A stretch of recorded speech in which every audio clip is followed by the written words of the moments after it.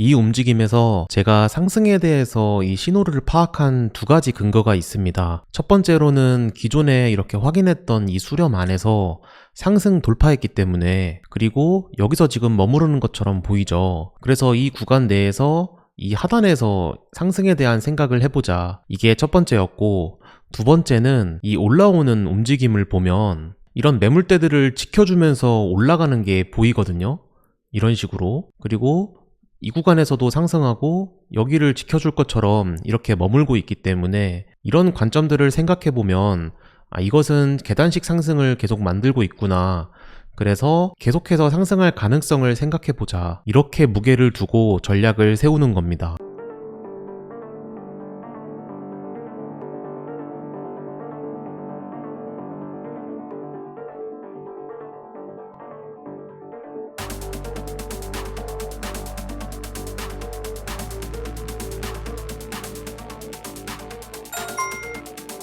결국에는 이 삼각수렴에서 상승 돌파하고 추가 상승을 보여주게 되었죠. 이런 꼭지점에서 팔면 정말 좋겠지만 현실적으로는 좀 어렵습니다. 그래서 저는 강하게 상승이 나오고 나서 그 이후 좀 조정이 나오는 이런 움직임에서 빠르게 시장가로 청산을 했습니다. 단타에서 이런 큰 움직임이 한번 나오면 청산 기회를 갖는 것도 괜찮은 방법입니다. 역시나 얼른 이 수익을 챙기고 그 다음 자리를 보기 위해서 이런 방법을 선택하는 게 좀 장기적으로도 위험도 관리를 하는데 좋은 방법이죠.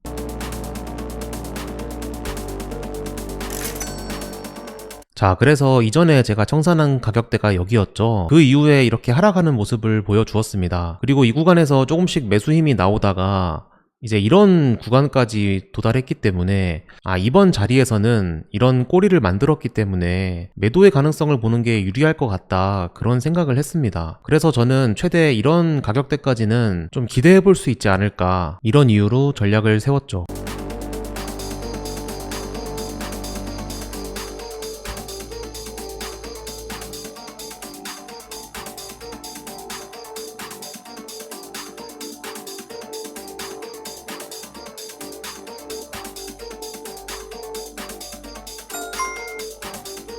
하지만 시간이 지나면서 보니까 지금 이 돌파했던 이런 선들 있죠. 이 선을 기준으로 지금 위에서 위치해 있기 때문에 여기서 한 번 더 이렇게 쏠 수 있는 가능성이 있지 않을까, 그런 생각을 하게 되면서 좀 더 오래 기다리지 않고 그냥 손절을 해버렸습니다. 이 짧은 순간에도 내가 생각했던 그런 방향으로 움직이는 게 아니라 전혀 예상과 다른 움직임이 보이게 된다면 그 즉시 이렇게 손절을 바로 실행하는 게 다음 거래에 큰 영향을 주지 않는 경우가 많습니다. 아마 여러분들도 이 트레이딩을 하다 보면 분명히 내가 포지션을 잡고 이거 내가 생각했던 방향이 아닌데 이거 손절해야 되나? 이런 생각이 처음 들 때가 있을 거예요. 그때부터 시간을 오래 끌지 않고 이 손절을 바로 실행하는 게 대부분은 후회하지 않는 선택이 되는 경우가 많습니다. 그래서 가끔 댓글로 손절을 잘 하시는 것 같다, 저는 그렇게 빨리 손절이 안 되는데 냉정하게 시장을 잘 보고 손절의 대응이 정말 좋으신 것 같다, 좀 이렇게 칭찬을 해주시는데, 이 손절을 잘하는 방법은 내가 생각했던 방향이 아니라고 느낄 때 그때 시간을 많이 지체하지 않고 그냥 바로 행동하는 거라고 생각하시면 됩니다. 어차피 앞으로도 거래할 기회는 많기 때문에 이 부분을 좀 중점으로 생각하면서 이 손절에 대해서 너무 아까워할 필요가 없다는 거죠. 오히려 이걸 너무 아까워하다가 마이너스 36불이 아니라 마이너스 360불이 되면 이때는 더 손절하기가 힘들어지거든요. 그래서 내가 지금 당장 손절을 안 했을 경우 어떤 일이 벌어질지 그런 점들을 막 상상하면서 오히려 이 상상으로 인해 지금 당장 손절을 하게 만드는 그런 방법이 될 수도 있는 거죠. 그래서 저는 이런 방법으로 이 시장을 지켜보면서 움직임에 따라서 손절을 하는 편입니다. 물론 제가 이렇게 가끔 확인할 수 있을 때는 이런 식으로 대응을 하지만 자기 직전에는 이 움직임이 좀 예측이 안 될 때는 그래도 손절을 걸어두기를 추천드립니다.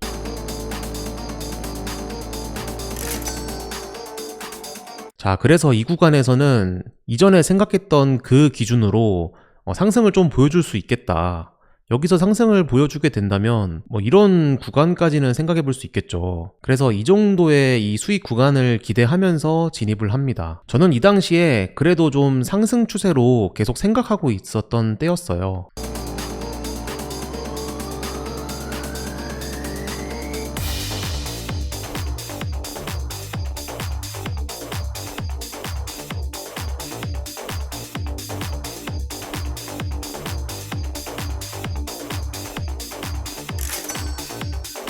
자, 하지만 제가 들어간 시점부터 이제 하락하는 모습이 나왔죠. 저는 사실 이때 좀 짜증이 났습니다. 결국에는 이 매매에 대해서 돌아보면 상승을 했다가 하락하는 움직임에서 저는 스위칭을 이 자리에서 한 건데 그대로 물려버린 거죠. 그래서 이때부터 저는 이 감정이 이제 들어가기 시작했죠. 아, 이게 너무 짜증이 나서 그냥 이 포지션을 살려서 내가 나와야겠다. 그런 생각으로 좀 바뀌게 되었습니다. 저처럼 매매는 이렇게 감정이 들어가면 안 됩니다. 제가 손절에 대해서 방금 전에 설명을 해드린 것처럼 이 구간에서 저는 상승을 기대했는데 이렇게 하락하면서 이런 기준들에서 하락 돌파를 했기 때문에 사실 저는 여기서 손절을 해야 되는 게 맞겠죠. 근데 손절을 못했던 것은 저는 여기서 스위칭을 한 건데 다시 내려버리니까 이 손절을 연속해서 2번 하는 게 너무 싫었고 이런 거에서 좀 짜증이 났습니다. 그리고 이제 분할 진입들을 이렇게 주문을 걸어놨죠. 저는 최대 이 구간까지 보면서 추가 진입 전략을 계획했습니다.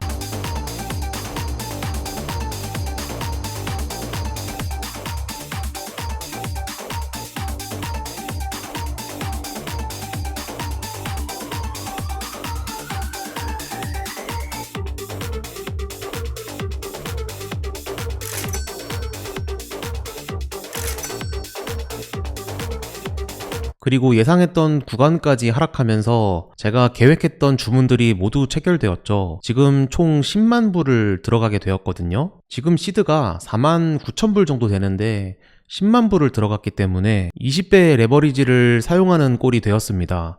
20배면 상당히 고 레버리지죠. 잠깐 다시 한번 말씀드리지만 제가 지금 100배를 사용한다고 해서 진짜 레버리지를 100배를 사용하고 있는 게 아닙니다. 왜냐하면 저는 지금 교차로 설정해놨기 때문이죠. 그래서 보통 제가 거래하는 비율은 5배에서 10배 정도를 생각하면서 거래를 하고 있었는데 이번 거래에서는 좀 짜증이 났다고 말씀드렸죠. 그런 감정적인 이유 때문에 20배를 사용하게 된 거죠. 어쨌든 저는 여기를 마지막이라고 생각하면서 분할 진입을 시작했고 이제 여기를 만약에 하락 돌파하게 되면 그때는 좀 손절이 커지겠지만 어쩔 수 없이 바로 손절을 하려고 준비를 하고 있었습니다.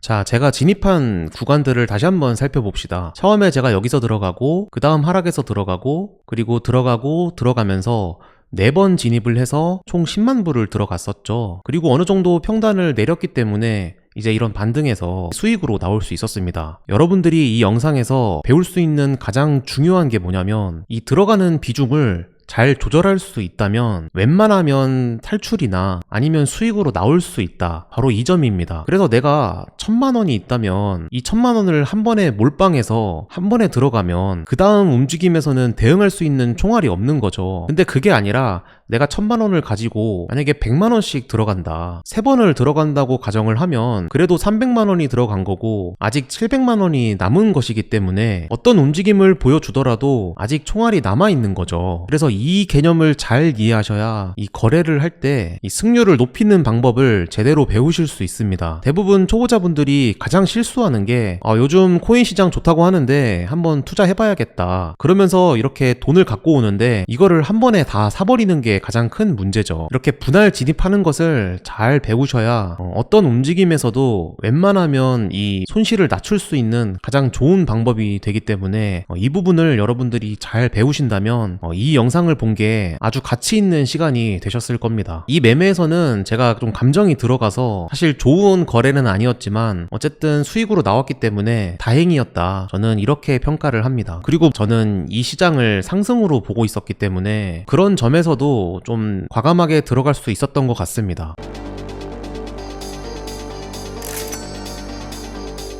제가 여기서 청산을 했었죠. 그리고 좀 내려오는 이 움직임에서 다시 한번 이 롱 포지션 전략을 세우면서 이 상승에 대한 수익을 기대하는 자리였습니다. 이런 식으로 내려오면 이 상승에 대해서 전략을 세우는 게 저는 큰 추세에서 상승을 보고 있었기 때문에 이런 전략을 고집하고 있었던 거죠.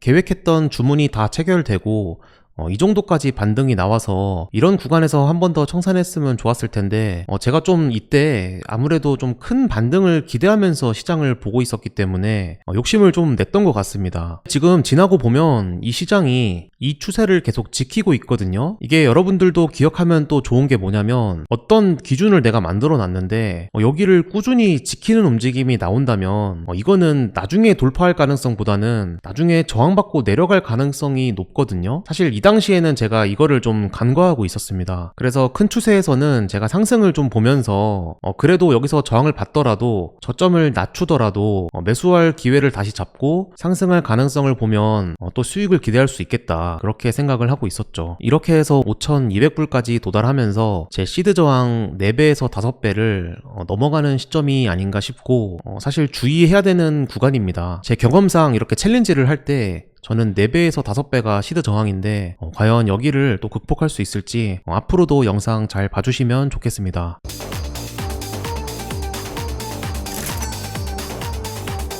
그래서 이런 구간에서 또 과감하게 좀 롱포지션 전략을 세우고 있죠. 조금 더 밑에서 기다려야 되는데 그러지 못하고 자꾸 제가 이 자리에서 이 정도의 상승을 보고 있다라는 게 느껴질 겁니다.